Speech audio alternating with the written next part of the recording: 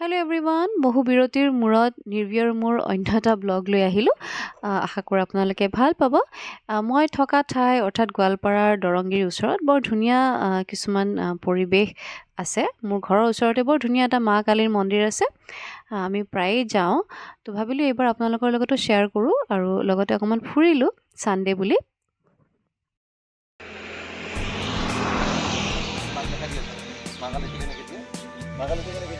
নিৰ্ভী মা কালী কেনেকে দিয়ে? জয় মা কালী। নমো কৰি দিছানে তুমি? কৰিছা? Good girl.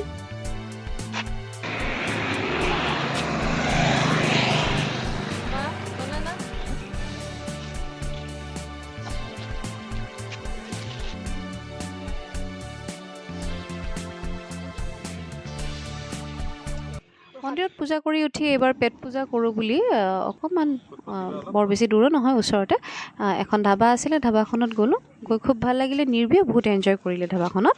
আৰু ধাবাখনৰ পৰিৱেশটো যে ইমান ধুনীয়া লাগিছে। এতিয়া চাৰিওপিনে পথাৰবিলাকৰ মাজত ধাবাখন আছে আৰু পথাৰবোৰ চাবলৈ খুব ভাল লগা হৈছে। এতিয়া ধানবোৰ কাটিবলৈ হ'ল যে একদম গ্ৰীণৰ পৰা লাহে লাহে গল্ডেন হ'ব ধৰিছে।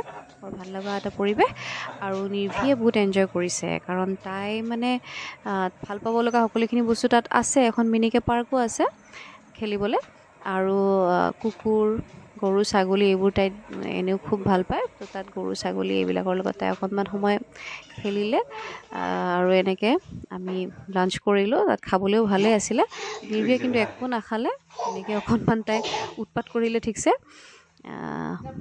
সেয়াই আৰু বৰ এটা ভাল লগা দিন এটা কটালোঁ এইদৰে। সেইকাৰণে ভাবিলোঁ আপোনালোকৰ লগতো শ্বেয়াৰ কৰোঁ।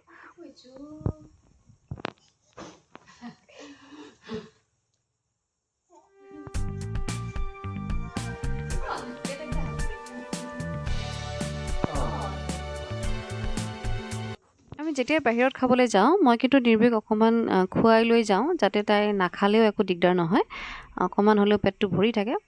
তাততো তাই বাৰু অলপ চলপ কিবা কিবি সৰু সুৰা বস্তু খায়, আৰু মই প্ৰায় তাইৰ কাৰণে মাখানা নাইবা মুড়ি এনেকুৱা কিছুমান বস্তু লৈ যাওঁ। তাই মানে খোৱাও হয়, টাইম পাছো হয়।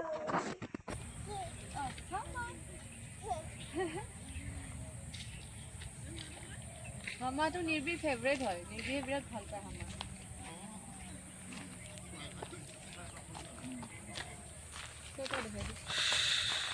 বগৰী হৈছে। সৰস্বতী পূজাৰ পিছত আমি বগৰী খাবলৈ পাম। আকৌ আহিম নে ইয়াত বগৰী খাব?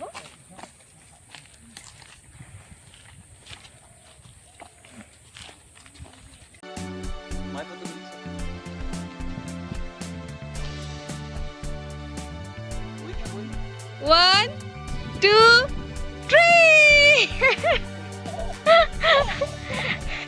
Wah, putih.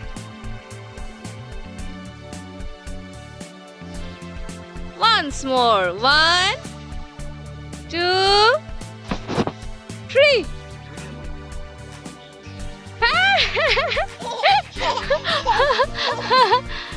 ভালকে ধৰিবা।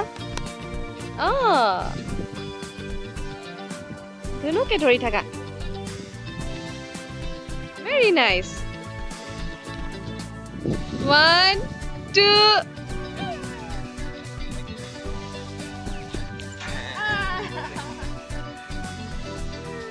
One, two, three.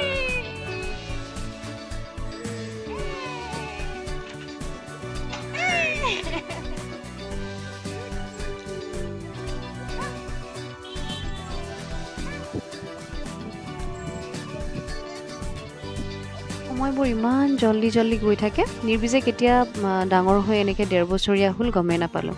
সেইকাৰণে ভিডিঅ'বোৰ কৰি থওঁ, যাতে তাইও ডাঙৰ হ'লে চাই পেলাই কিবা এটা ভাল পাব, দেখিব যে এনেকৈ মাক দেউতাকৰ লগত তাই খেলিছিলে, ফূৰ্তি কৰিছিলে।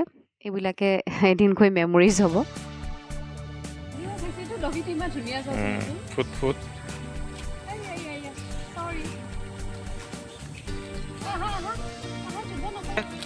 দেউতাক চোৱা, দেউতাক চোৱা। দেউতাক চাব গৈছে দেউতাই।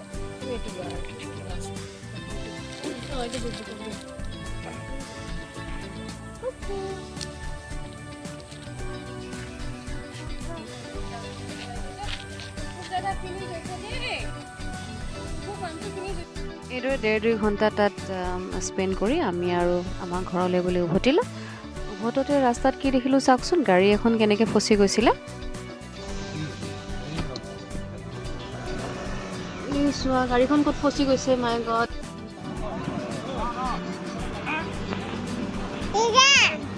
দেউতা আহিব ৰ'বা, দেউতা তাত গৈছে।